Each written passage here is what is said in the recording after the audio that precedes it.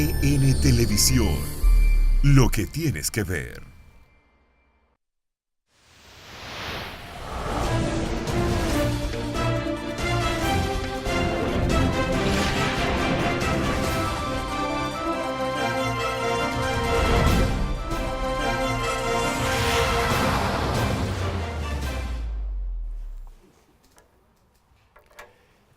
Buenos días y bienvenidos todos a esta jornada del día de hoy de geopolítica. Estamos ya en el aire.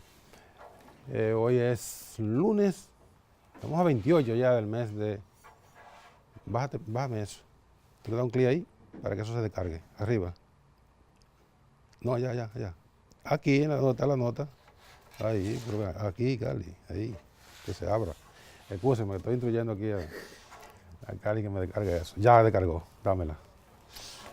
Bueno, estos son los programas en vivo, así medio improvisado a veces, que no son improvisados nada.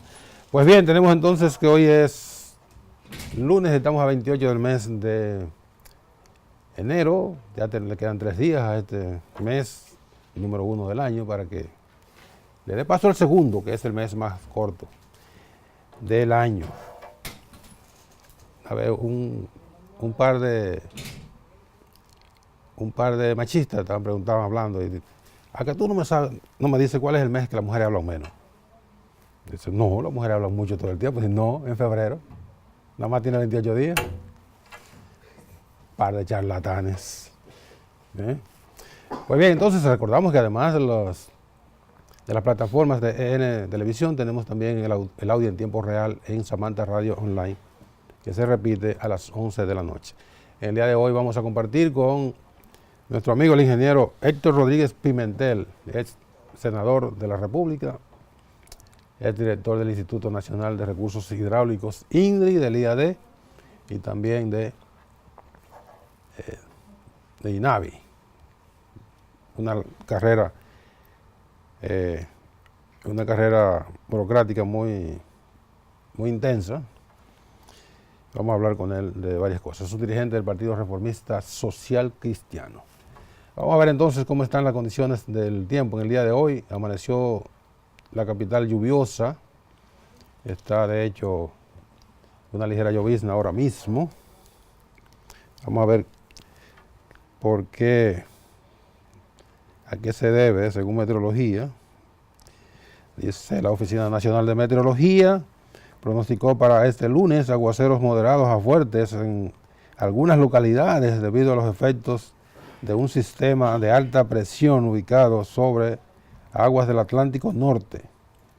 Estas condiciones serán más notorias principalmente sobre los puntos de las regiones suroeste, sureste, noreste y la cordillera central.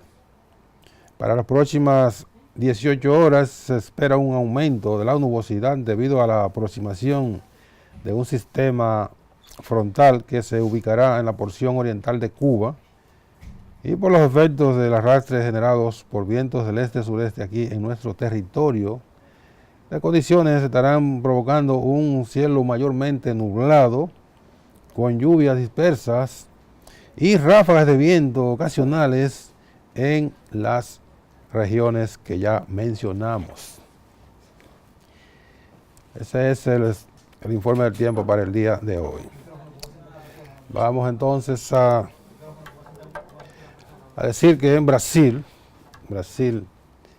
continúa en el día de hoy en vilo, en medio de una de las grandes tragedias mineras que ha enfrentado ese país, con un total ya de 58 muertos contabilizados, unos 300 desaparecidos y un rastro de destrucción en Prumariño, que es una localidad que vive en las horas más trágicas de su historia, dice un informe.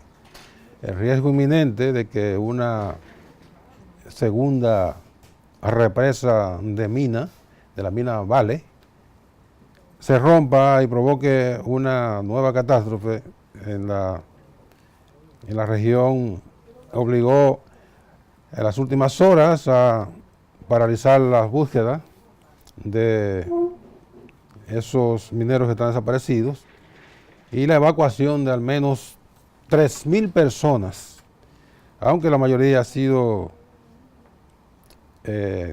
autorizadas para regresar a sus hogares. Eso es en Brasil una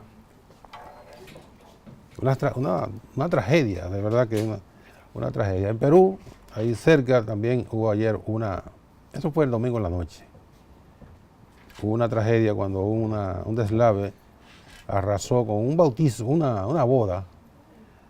Habían cientos de personas en una celebración nupcial y se cobró la vida de más de 20 personas. Una tragedia impresionante en ese país también de Sudamérica. Estos elementos de la naturaleza no avisan, provocan con ímpetu, arrasan sin dar aviso. Así que lamentamos mucho esa tragedia. Aquí en la República Dominicana, el campo político fue ayer medio zarandeado por la denuncia de seguidores del expresidente Leonel Fernández, quienes acusan a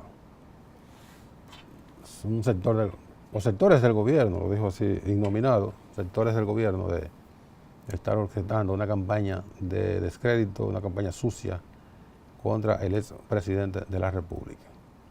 Acusan directamente a un supuesto estratega radicado en Miami. Digo supuesto porque los estrategas se basan en destacar las cuestiones políticas de los candidatos. Este individuo lo que hace es montar campañas sucias. No solo lo ha hecho aquí, si es verdad que está involucrado, aunque él lo negó, pero en Colombia, en la campaña del año 2014 para la reelección del entonces presidente y candidato Juan Manuel Santos, que ganó la reelección,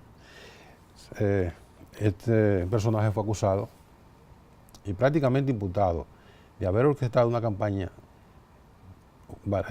sirviendo de alicate de un narcotraficante que está condenado en los Estados Unidos, está preso en los Estados Unidos, condenado a más de 200 años de prisión, de haberle recibido a este delincuente una importante suma de dinero para montar una campaña de descrédito. El propio Santos se vio en la obligación de ordenar la salida de ese individuo de su campaña, y la justicia comenzó a perseguirle, y que con los datos aportados por el narcotraficante evaluaron la posibilidad de imputar penalmente al señor Juan José Rendón, que es como se llama este individuo, conocido en el medio político latinoamericano como JJ Rendón. Me informaron hace un ratito, y yo estoy verificando, que si este tipo, este personaje, es verdad que ha prestado su colaboración para una campaña sucia, está identificada la persona que le habría contactado. No es dirigente del PLD, es de un sector del gobierno, pero no de la importancia como se le supone a figuras del entorno inmediato del presidente Danilo Medina. Me han dicho que el personaje pudiera ser, que si eso es cierto, el personaje a que se habla es Víctor Gómez Casanova, actual director de la Autoridad Portuaria Dominicana. Voy a seguir indagando, pero lo digo responsablemente. Víctor Gómez Casanova y Rendón tienen una relación más o menos, si no muy estrecha, con alguna cercanía. Y como todo el que conoce a Víctor Gómez Casanova lo sabe capaz de cualquier cosa, pues por ahí anda el asunto. Pero voy a tener más detalles para aportarlos en su momento. Eso, creo que estas vagabunderías hay que terminarlas. Una noticia importante, muy buena para nuestro país, y es que hasta octubre del pasado año, la República Dominicana había recibido remesas de los dominicanos al exterior por unos 5.298 millones de dólares, según un informe realizado por la Pontificia Universidad Católica de Madre y Maestra y el Programa de Estudios de Desarrollo Dominicano de esa academia. En un documento se explica que el país terminará recibiendo flujos por concepto de remesas, ya finalizado el año, ya tenemos un mes del siguiente año. Esas remesas alcanzarían a 6.500 millones de dólares, para un incremento de 612 millones respecto a el monto de las remesas enviadas por los dominicanos en el año 2017. Hay que recordar que las remesas que se cuantifican son las que se envían en efectivo, se transan en efectivo, ya sea en pesos o en dólares, porque ocurre que las remesadoras tienen la modalidad de que el que va a remitir puede hacerlo para que su pariente o allegado en la República Dominicana reciba el dinero en pesos o en dólares, pero de todas maneras la cuantificación al final es la misma, porque lo que se hace es el equivalente, pero no se cuantifican las que no son remesas en efectivo, sino que son envíos en especies, los tanques de comida, electrodomésticos, ropas y cuestiones así que no se cuantifican. Si eso se fuera a cuantificar, las remesas andarían por más de 10.000 millones de dólares. Esa parte que no es efectivo no se verifica como parte de las cuentas nacionales. Por eso no se puede hablar de que 10.000 millones de dólares. Solo se cuantifica lo que entra en efectivo. Pero de todas maneras, eso es una buena noticia. Porque dentro de algunos años, pudiéramos hablar, vamos a poner en los próximos 15 años, el renglón de remesas va a disminuir por la sencilla razón de que muchos de los dominicanos que están creciendo en los Estados Unidos tendrán menos vinculación con la República Dominicana. ¿Qué significa eso? Bueno, que un muchacho que ahora tiene 12 años, todavía le quedan aquí tías y tíos, quizás los abuelos. De repente en 15 años es posible que ni estén los abuelos ni estén las tías, y entonces ese joven que ya tendrá 27, 30 años, no tendrá una vinculación afectiva y una obligación económica con un pariente en la República Dominicana, porque los parientes serán ya muy distantes. Y entonces ese joven, ya un joven adulto, podrá sentir la obligación moral de enviarle un día a un tío o a un primo $100, pero eso no va a ser frecuentemente. Por lo tanto, según las proyecciones del propio Banco Mundial y del Banco Interamericano de Desarrollo, es posible que las remesas dentro de 20 años pasen a ser un renglón minoritario en la generación de divisas de la República Dominicana. Por eso, ambos organismos han hecho estudios, y también la CEPAL han hecho estudios y recomendaciones de que las remesas se conviertan en un elemento de desarrollo, o sea, que no se trate solamente para recepción de dinero para consumo, sino que ese dinero se pudiera invertir en un área productiva. Pero eso es una teoría que en el papel se ve muy bonito, pero el que recibe una remesa es porque no está en condiciones de emprender ningún negocio.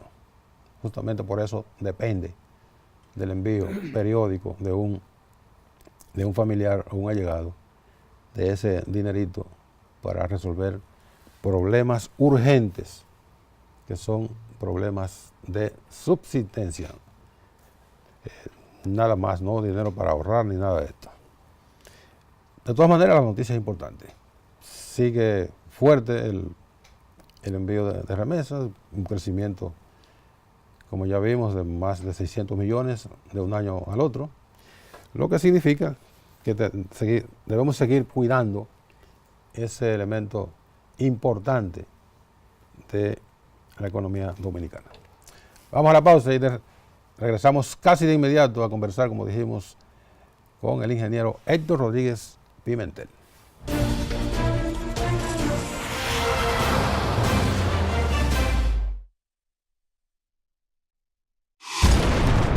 EN Televisión, lo que tienes que ver.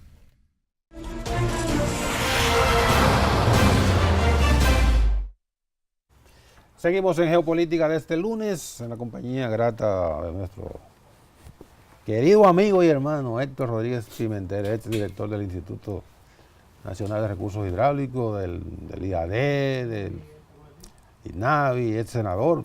Héctor, tú has sido muchas cosas en esta vida. Además, Héctor es periodista. 22 años en la administración pública. Sí, bastante. Además, Héctor es periodista. Ya estoy para retiro, para pensión. No, me diga, califico para pensión. Los políticos se retiran. Eso sí, la política. No.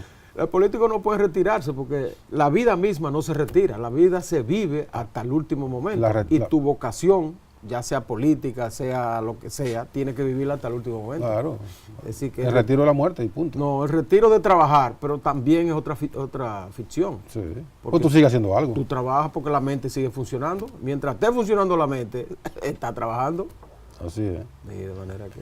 La política, esto. Bueno, ¿cómo está el Partido Reformista? Un programa que se llama Geopolítica, muy bien puesto el título. ¿Qué es lo que se está viviendo en Venezuela ahora? La geopolítica. Sí, Venezuela. La geopolítica ha estado presente siempre en la humanidad. Siempre, porque al contrario, antes estaba mucho más presente porque se trataba más de conquistar territorios. Las guerras se hacían para conquistar territorios. Sí. En Napoleón y todo eso no eran por causa, sino para conquistar territorio, anexarle territorio al país que representaran. Sí. Y entonces ahí la geopolítica era más fuerte. Ahora también es importante, porque ahora no se trata de conquistar territorios, sino de conquistar mercados y materia prima y esas cosas para la industria, el comercio. También de imponer tendencias políticas. La izquierda, bueno, más bien el comercio, la derecha. Las ideologías prácticamente han desaparecido. Ahora quedan reminiscencias. De lo que se trata es de ganar terreno en el área comercial, sí, industrial y de producción de bienes y servicios para satisfacer las necesidades de tu población. Y eso es lo que está ocurriendo ahora en Venezuela. Ya Venezuela es parte del ajedrez político. El ajedrez se trasladó a Venezuela y ahora ahí están todas las potencias. Sí. Está dividido el mundo en los que están a favor de Maduro y los que están a favor de Guaidó. Del otro. Del otro. Sí. Y las potencias, porque ya incluso eso nos está demostrando ahora, esa misma situación de Venezuela. Y se ha puesto de manifiesto en el Medio Oriente, también en Siria y esos lugares, mismo Turquía o los alrededores de Turquía. Se ha puesto de manifiesto que ya no es una sola potencia. El mundo no es unipolar, como se dijo después de la Guerra Fría. No. Es decir, antes era bipolar entre Rusia y Estados Unidos. Y después vino de que unipolar de nuevo con la potencia de Estados Unidos. No. Ahora es multipolar. Es multipolar porque ya el liberalismo económico, el desarrollo económico ha llegado a muchas naciones. Y eso le ha dado autonomía de gestión, como el caso de, por ejemplo, China, que se ha vuelto una potencia económica, aunque no ha sido una potencia militar necesariamente. el mismo Rusia, que entonces al revés, es una potencia militar y no económica.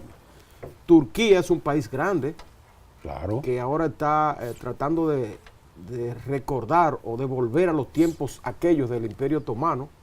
Está Irán cerca ahí, que está lleno de recursos naturales y es un país también grande e importante.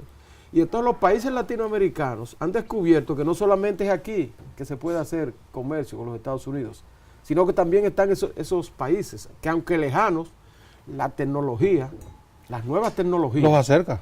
exacto, de navegación de los barcos con rapidez, de los superjets, de los mismos trenes rápidos, veloces, ha acercado el mundo, y entonces ya da lo mismo tú venderle a Nueva York que venderle a Shanghái. a Taipei o a Shanghái. Sí. ¿Entiendes? De manera que el mundo ahora, la geopolítica que recobra mucho más vigencia en este momento. En el caso de Venezuela, que para abundar más, hay un laboratorio entre Estados Unidos, que es su vecino, pero que lo descuidó, como descuidó a toda América Latina, Rusia y China, Y China. que tienen una presencia importante en Venezuela. Sí, y ese caminito lo descubrió Fidel, fue. Sí. El caminito hacia Rusia, Ajá. cuando el bloqueo del 62, le bloquearon económicamente, entonces ellos buscaron la manera de buscar el refugio en Rusia, y Un había un respiro. caminito que ahora Venezuela trató lo ha buscado igual. Y Chávez también inauguró, por ejemplo, las relaciones con los países enemigos de los Estados Unidos, como el caso de Irán. Sí. Es decir, Y de Siria. tú te recuerdas aquellas visitas de Chávez a donde el Khomeini. Sí. Esas visitas de Chávez, que todo el mundo lo encontraba rara. Oye, un país latinoamericano metido en Irán. ¿Y qué busca Chávez con ¿Qué eso? busca? Sin embargo, ahora esos son los refugios de Venezuela, los que le dan oxígeno al gobierno de Nicolás Maduro. Sí. Ahora con prácticamente el bloqueo que se ve venir de los Estados Unidos. Porque ya hay ingredientes nuevos. Ya Estados Unidos le aceptó un embajador a Guaidó en Washington. Sí. Es un elemento nuevo. Y el otro elemento nuevo es que la Unión Europea le está poniendo trabas al gobierno de Maduro para recibir el dinero fruto de la exportación de oro. Y se espera también El Banco de Inglaterra le bloqueó 1.200 millones de dólares. Sí. Y también ahora, Eso es piratería bancaria. y los Estados Unidos, que se espera que en los próximos días el dinero fruto de la refinación del petróleo venezolano, que se hace mayormente en el Golfo de México por compañías norteamericanas, Sí. también le pongan trabas para recibir ese dinero. Se está hablando ya de un fideicomiso y con la firma de Guaidó para que sea el que disponga de esos recursos. Si eso ocurre, la ONU prohíbe el fideicomiso, pero bueno, eso no importa nada. Sí. Si lo quieren hacer, lo hacen. claro, claro. Aunque ya antes, hace cuántos años, unos años atrás, la ONU no era la ONU, sino la UNO. Porque era lo que dijera Estados Unidos. Ya en el día de hoy no. Se le demostró el pasado No, sábado. al contrario, Estados Unidos tiene minoría. El sábado Minoría. se le derrotó allí. Sí, porque los países asiáticos y los árabes son demasiados. Siempre se ha dicho la teoría de que si se une Euroasia, es una teoría Ajá. muy vieja, que si Euroasia se une, domina el mundo. Porque Euroasia, o sea, Europa y Asia, los dos juntos, tienen más de la 2/3 parte de la población mundial. Y más de la 2/3 parte de la riqueza De mundial los también. recursos, claro. Entonces, no ha habido ese dominio de Euroasia, porque siempre los países más grandes de Euroasia, que son Rusia y China, se han mantenido separados. Porque también se tienen un poco de ojeriza entre ellos. Dios se dice entre ellos que ahora están teniendo puntos de convergencia. Fíjate cómo ellos han formado un bloque con Irán y con Turquía. Han formado un bloque que es el que se le está oponiendo a los Estados Unidos. Ellos dos, Un Rusia bloque. y China. Un bloque muy fuerte. Sí es fuerte por lo que te digo, porque une a Euroasia. Que China no. La India, que es vendría siendo la tercera La tercera. en ese grupo, Sí. no está litigando contra Maduro. Está en una Está neutral, equidistancia. está neutral, porque la India no se repone del susto que le dio Estados Unidos cuando ellos quisieron unirse en un organismo que incluía a Brasil. ¿Tú recuerdas? El Brexit. No, el Brexit no. El Brexit. No. La unión que quisieron hacer era Rusia, Oye, de que el Brexit, hombre, el BRIC. El BRIC, Tengo el Brexit de que Inglaterra. era en la cabeza. Brasil, Rusia, la India Y China. y China. Y después le agregaron una S, que es Sudáfrica. Que fruto de ese intento es que ha producido lo que ha ocurrido, lo que ha ocurrido en Brasil, el cambio de gobierno. Sí. Y en la India parece que, si eso no se pudo cristalizar totalmente, y la misma China se echó un poco hacia atrás, que era la que iba a aportar la mayor parte de los recursos.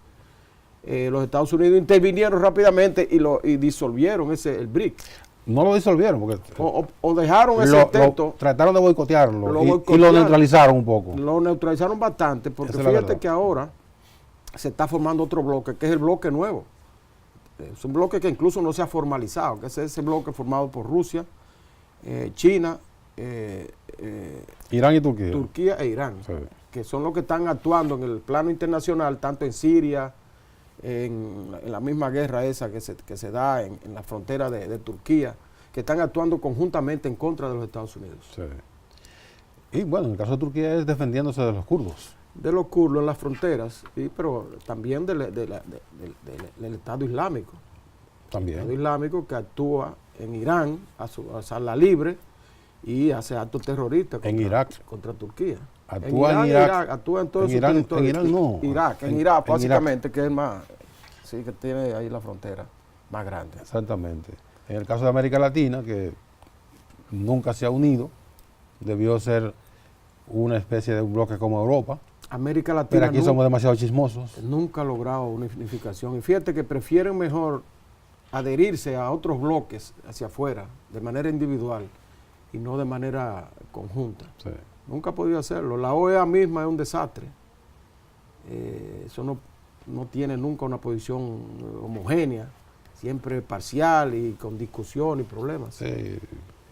El mismo hecho de que la OEA tenga su sede en Washington es un factor contrario, porque no es lo mismo que la ONU. La ONU tiene su sede en Nueva York, pero Nueva York es un estado que se ha caracterizado por ser un estado, un territorio prácticamente independiente Neutral. de los Estados Unidos. Pero Washington es diferente porque es la capital política. Claro. Ahí que converge la política en los Estados Unidos, porque ahí es que está el gobierno. Sí. Entonces la OEA metida ahí es un Es un laboratorio de maldades. sí, que y la influencia es inevitable. Digo, Washington es un laboratorio de maldades. Bueno, imagínate tú. Los propios norteamericanos, los que odian, no odian la política, sino que se mantienen un poquito renuentes a la política, odian a Washington. Sí, imagínate. Lo que dicen es, no, esos lo que hacen es maldades. Ahí hay embajadas de más de 190 países Sí. del mundo entero. Sí. Yo tuve la oportunidad de estar en Washington por un tiempecito, estaba estudiando en la Universidad de Georgetown haciendo un curso de 2 meses. Me pasé ahí 2 meses en Washington. Y yo iba a los restaurantes de la zona esa ¿cómo se llama? Georgetown. Sí, en Georgetown, Georgetown, que sí. es una zona de restaurante muy linda.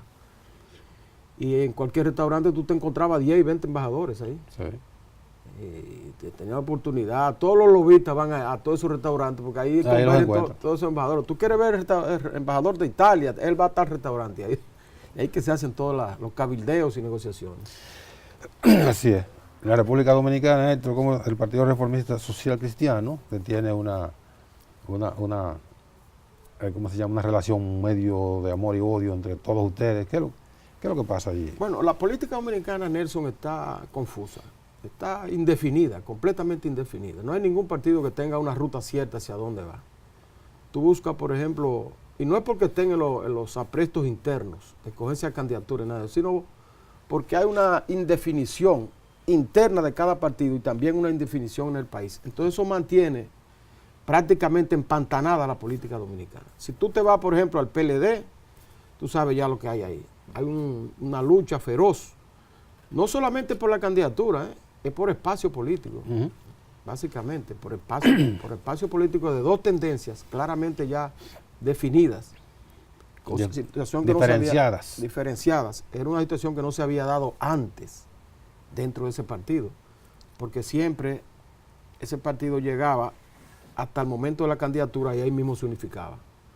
Pero no había llegado a tener tendencia definida, que lo que están es luchando por el control del partido. Y ahí en ese aspecto que tú puedes quizás inscribir la posición que acaba de tomar el equipo político del expresidente Leonel Fernández con la denuncia que está haciendo de que se acerca una campaña sucia encabezada por sectores del gobierno, del propio gobierno del Partido de Liberación Dominicana. Es decir, ya la lucha no es solamente por una candidatura, sino la lucha es por espacios de tendencia ya claramente definida, que nos recuerda lo que pasó en el PRD en aquellos tiempos. Sí.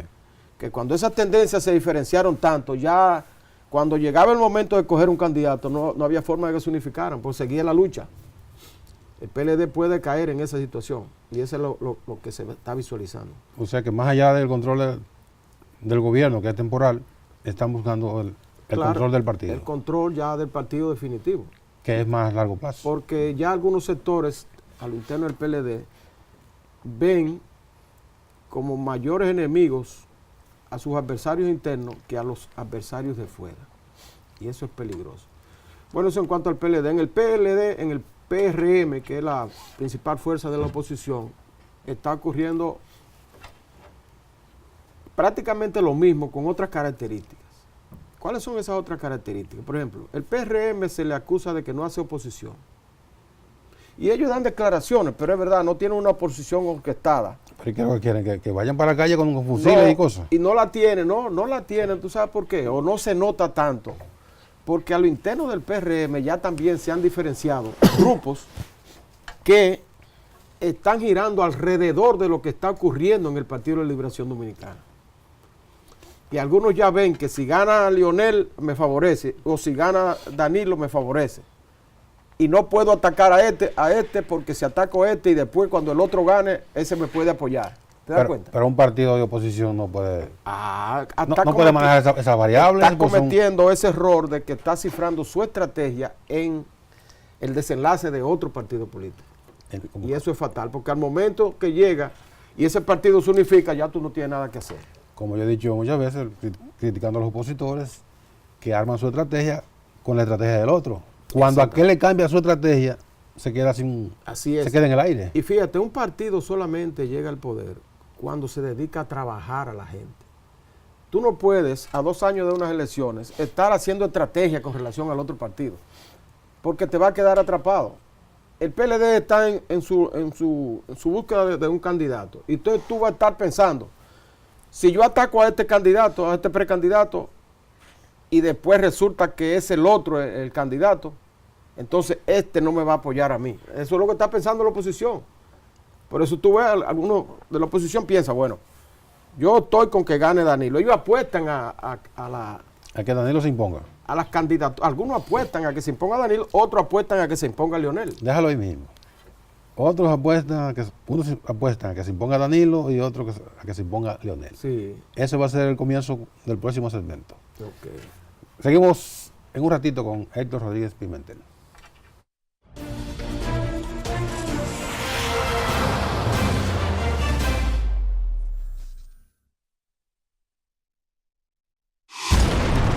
EN Televisión, lo que tienes que ver. EN Televisión, lo que tienes que ver.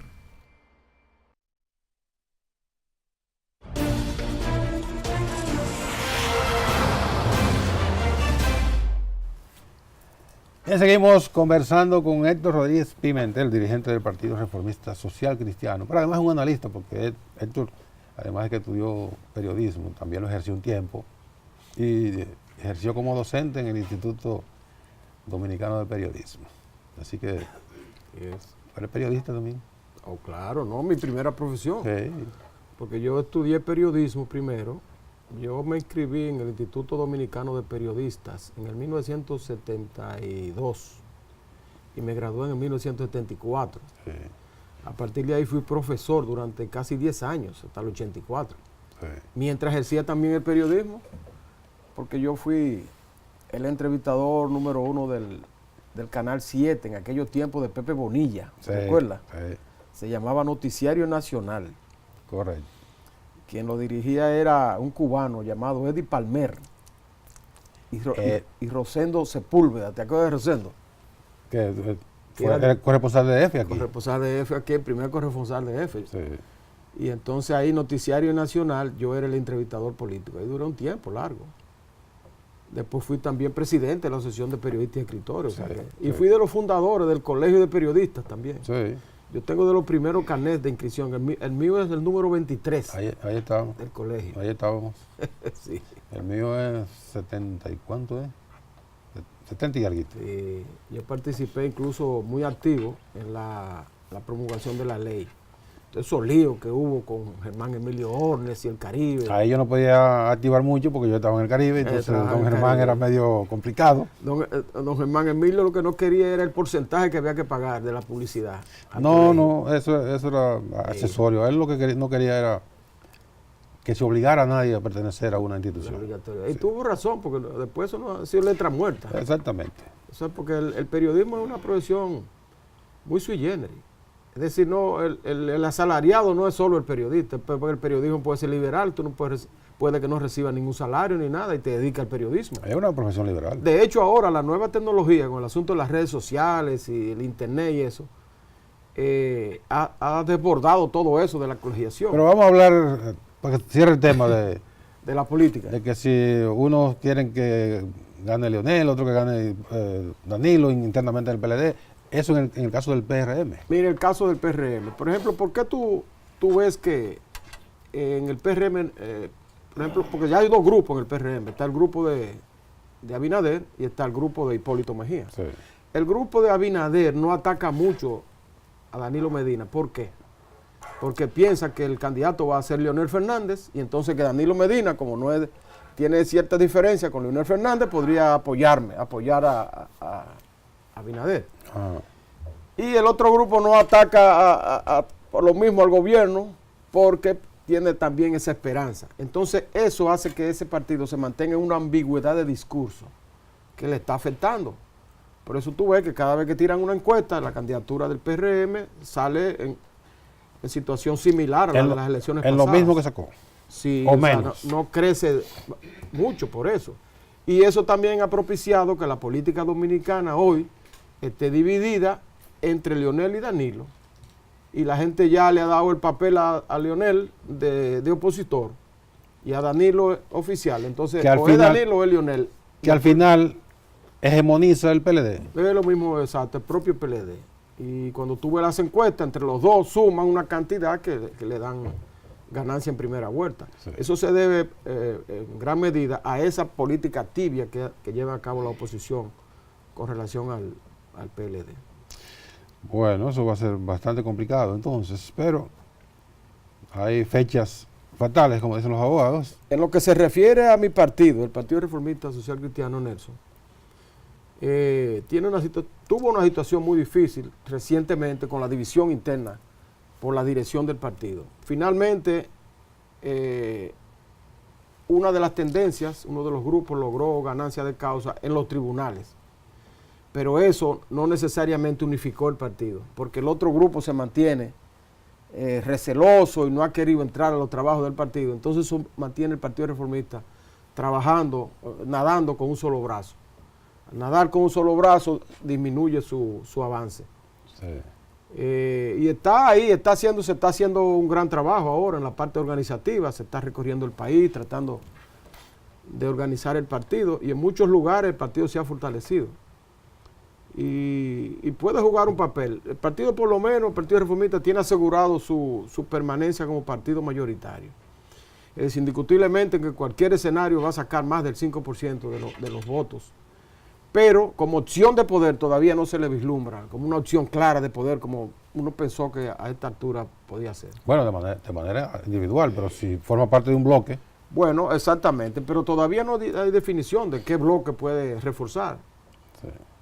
Porque fíjate, por un lado está el bloque de Leonel, o Leonel Fernández, que hay que verlo de esa manera. Por otra parte está Danilo Medina, o el grupo de Danilo Medina, que ya se ven como dos bloques diferentes dentro del PLD.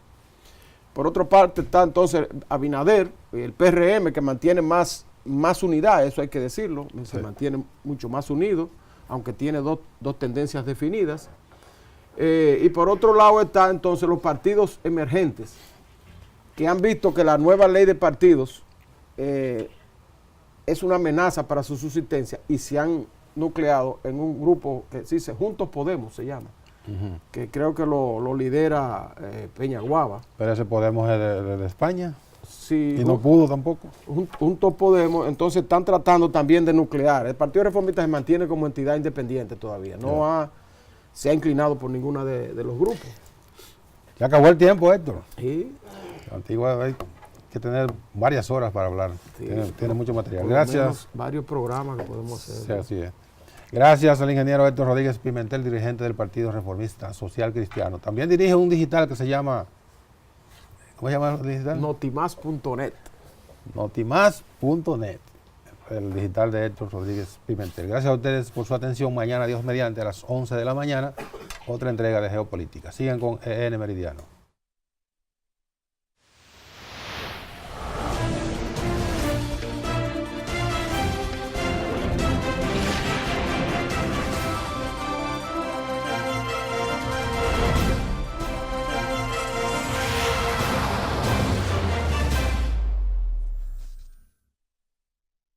A continuación.